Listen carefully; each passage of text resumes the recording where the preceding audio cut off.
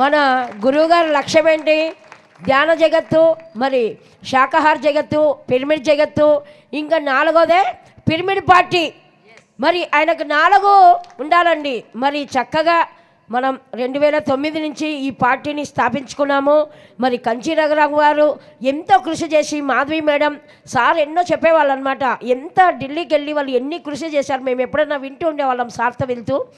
ఎంత కృషి చేశారంటే నిజంగా ఈ టీంకి ఒక్కసారి గట్టిగా కంచి రఘురామ్ గారికి, మాధవి మేడం లేడీస్ అయినా ఆవిడ ఎట్లా చేసిందంటే నిజంగా నేను చాలాసార్లు చాలామందితో విన్నానండి. డేర్ అండ్ డాష్గా, ఎందుకంటే ఒక సత్యం కోసం పోరాడాలి. ఝాన్సీ లక్ష్మి పోరాడింది, ఎంతమంది మహిళలు మరి ఎంతమంది ఈ దేశం కోసం పోరాడారు. మనం కూడా ఈ పిఎస్ఎస్ఎం మూమెంట్ ముందుకెళ్ళాలంటే ప్రతి ఒక్కరూ పోరాడాల్సిందే.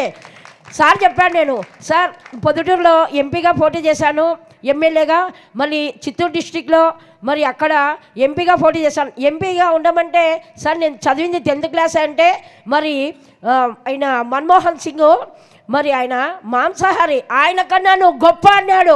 ఒక మాంసాహారికి అర్హత లేదు. ఎవరికి అర్హత అంటే ఒక శాకాహారులకే ఈ అర్హత అండి. మరి అందుకు అందరూ శాకాహారులే మరి పిరమిడ్ పార్టీకి అర్హులు.